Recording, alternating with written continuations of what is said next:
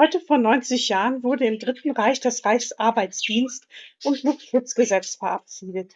Deswegen möchte ich mich in diesem Video den Vorkehrungen für den Schutz der sogenannten Heimatfront im Dritten Reich widmen und der spannenden Frage, wie sieht es heute in Deutschland mit dem Zivilschutz im Kriegsfall aus? Gerade im Vergleich zu den Vorkehrungen in der Ukraine. Fangen wir zuerst mit der Situation im Dritten Reich an. Hier wurde die Bevölkerung schon ziemlich früh auf einen Krieg vorbereitet, obwohl der letzte große Krieg, der Erste Weltkrieg, bei Hitlers Machtantritt 1933 ja gerade einmal 15 Jahre her war. Vor allem die Jugend wurde mit der Hitlerjugend und dem Reichsarbeitsdienst RAD früh ideologisch geschult und erhielt eine paramilitärische Ausbildung. 1935 wurde für junge Männer zwischen 18 und 25 Jahren eine Arbeitsdienstpflicht eingeführt. Sie wurde mit Kriegsbeginn auf Frauen ausgeweitet und ähnelt der bei uns wieder diskutierten Wehrpflicht, die ja wegen der Bedrohung durch Russland und der aktuellen weltpolitischen Lage wieder eingeführt werden soll. 6 Monate dauerte die Dienstzeit im Dritten Reich. Die Soldaten der Arbeit unterstützten die Wehrmacht, die Armee des Dritten Reichs beim Bau von Luftschutzbunkern, Flugplätzen und Befestigungen wie dem berüchtigten Westwall.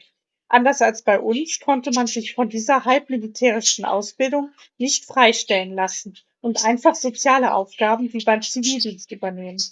Und die Ableistung eines RAD-Dienstes war Voraussetzung, um im Dritten Reich studieren zu können. Der Arbeitsdienst wurde auch zu Propagandazwecken genutzt, denn im Nachkriegsdeutschland hatte es eine hohe Arbeitslosigkeit gegeben. Die konnte mit der Verpflichtung der Arbeitslosen zum Arbeitsdienst künstlich kleingerechnet werden. Eine Maßnahme, die auch die Agentur für Arbeit gerne nutzt, wenn Arbeitslose in bestimmten Schulungen und Maßnahmen aus der Statistik herausgerechnet werden. Ohne hier Vergleiche zwischen dem verbrecherischen NS-Regime und unserer demokratischen Regierung ziehen zu wollen. Anders als heutige Arbeitslose genossen die Reichsarbeitsdienstleistenden keine Absicherung im Krankheitsfall und bekamen auch nicht den vollen Lohn für ihre Arbeit ausgezahlt.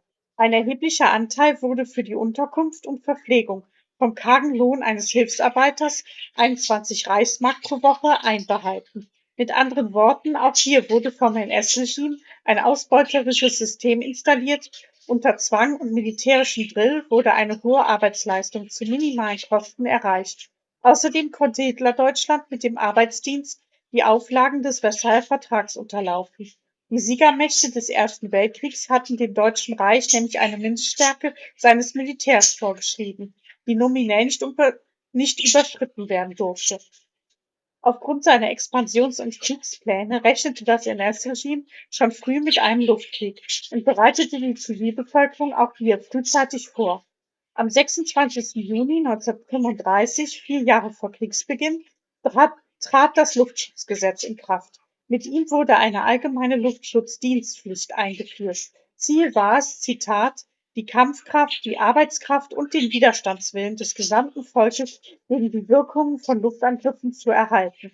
Zahlreiche Verordnungen folgten, die nahezu alle denkbaren Personen, Gerätschaften und Szenarien regelten, wie zum Beispiel Genehmigungen für Luftschutzmittel, Normen der Feuerlöscheinrichtungen, das Verhalten bei Luftangriffen, ärztliche Untersuchungspflichten und natürlich Disziplinarmaßnahmen. Im Krieg kamen zum Schutz von Wohnungen und kriegswichtigen Gebäuden noch Verdunklungsvorschriften hinzu. Zu den Schutzmaßnahmen für die Zivilbevölkerung gehörte auch der Luftschutzwarndienst. Er beobachtete und meldete, wenn sich feindliche Flugzeuge näherten. Selbstschutzmaßnahmen der Bevölkerung umfassten die Einrichtung von Gas-, Splitter- und einsturzsicheren Schutzräumen in Kellern, Beseitigung brennbarer Materialien auf Dachböden sowie die Verfügbarkeit von Feuerlöschgeräten und Verdunklungsmaterialien. 1940, im ersten Kriegsjahr, wurde der Bunkerbau vorangetrieben. Bis Mitte 1943 wurden aber nur 2000 Bunker fertiggestellt. So war die Bevölkerung auf eigene Keller und improvisierte Schutzräume angewiesen. Im Oktober 1940 wurde dann versucht, zumindest die Kinder besser vor Bombenangriffen zu schützen. Die Kinderlandverpflichtung war eine Zwangsevakuierung von Stadtkindern in ländliche Gebiete. Wie steht es in der Bundesrepublik um den Bevölkerungsschutz? Die meisten werden mindestens einen der letzten Probealarme mitbekommen haben. Ebenso die Diskussion, alte Bunker wieder instand zu setzen. Grundsätzlich gibt es zwei getrennte Bereiche, die von jedem Bundesland oder vom Bund gemanagt werden. So ist der Katastrophenschutz in der Hand der Bundesländer, während der Zivilschutz in der Hand des Bundes liegt. Relativ neu ist das Bundesamt für Bevölkerungsschutz und Katastrophenhilfe, das 2004 als Nachfolgeorganisation des Bundesamtes für Zivilschutz gegründet wurde. Die unübersichtlichen Kompetenzverteilungen machen es nötig, den Informationsaustausch zwischen Bund und Ländern zu verbessern. Dafür wurde 2022 das gemeinsame Kompetenzzentrum Bevölkerungsschutz eröffnet. Leider hat laut Bericht des Bundesrechnungshofs sich aber noch nichts grundlegend an der Situation gebessert. Daher betont der aktuelle Ansatz des deutschen Zivilschutzes im Kriegsfall die Selbsthilfe und Vorsorge der Zivilbevölkerung. Deutschlands Bevölkerung soll befähigt werden, sich selbst zu schützen und gegenseitig zu helfen, bis staatlich organisierte Hilfe eintritt. Da die meisten Bunker nicht mehr sicher genug sind oder zweckentfremdet wurden als Wohnungen etc., sollte sich die Bevölkerung in Kellern, Tiefgaragen oder anderen stabilen Gebäuden in Sicherheit bringen. Es gilt anderen Schwächeren zu helfen, wie zum Beispiel Kindern, Senioren oder Menschen mit Behinderungen. Darüber hinaus gibt es spezielle Empfehlungen für die Kriegsvorbereitung. So sollte jeder einen Notfall- oder Fluchtrucksack gepackt haben. Darin sollten sich wichtige Dokumente, Medikamente und Lebensmittel für die ersten Tage befinden, damit man sofort bereit ist, evakuiert zu werden. Auch solltet ihr die Warnsignale kennen. Es gibt die Warn-App Nina, die sicher viele von euch kennen.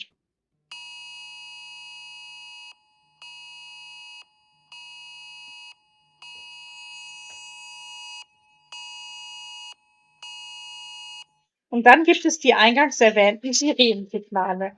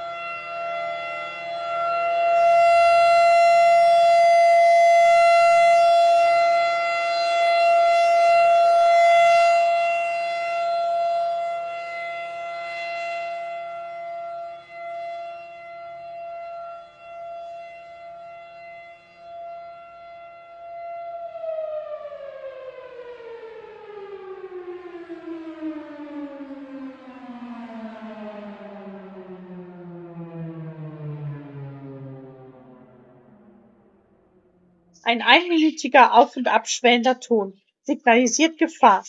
Der einminütige Dauerton gibt Entwarnung.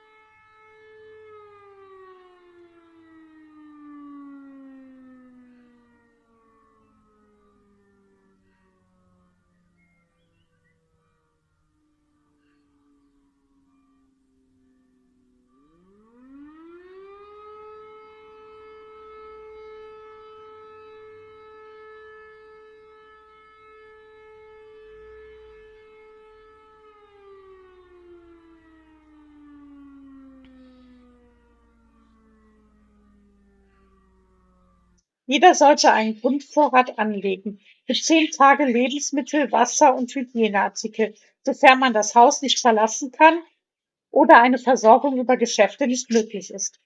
Ein batteriebetriebenes oder besser Kurbelradio ist auch von Vorteil bei Strom- und Internetausfällen, um Nachrichten verfolgen zu können.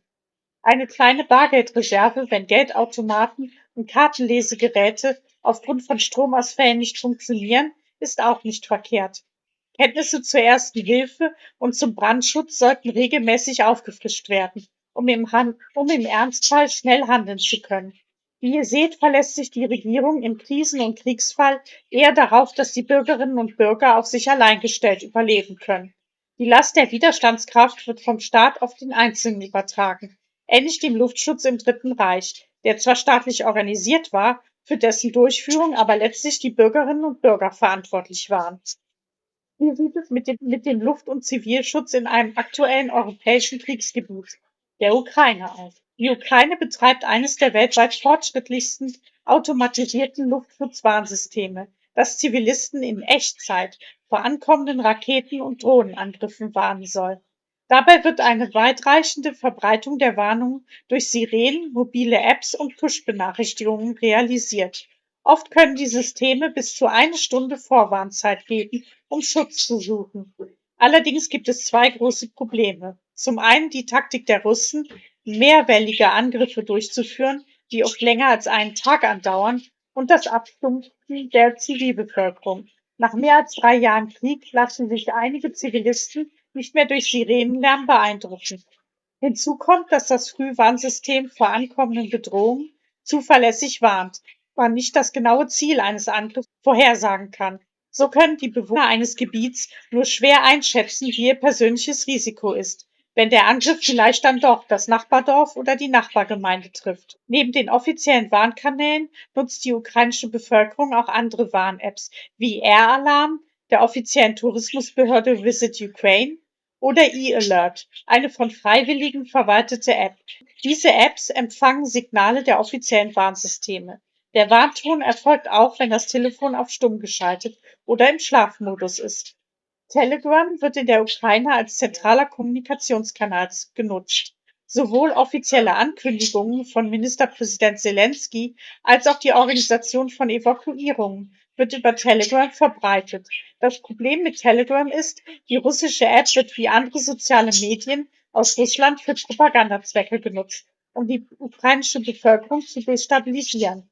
Auch kann Russland auf private Daten der Nutzer zugreifen und könnte sogar gelöschte Chats wiederherstellen, um sensible Informationen zu sammeln, weshalb die russische App auch ein Sicherheitsrisiko darstellt. Habt ihr euch schon darüber Gedanken gemacht, wie ihr euch auf einen Krieg in Europa vorbereitet? Oder findet ihr, das sei alles übertrieben? Schreibt es gerne in die Kommentare.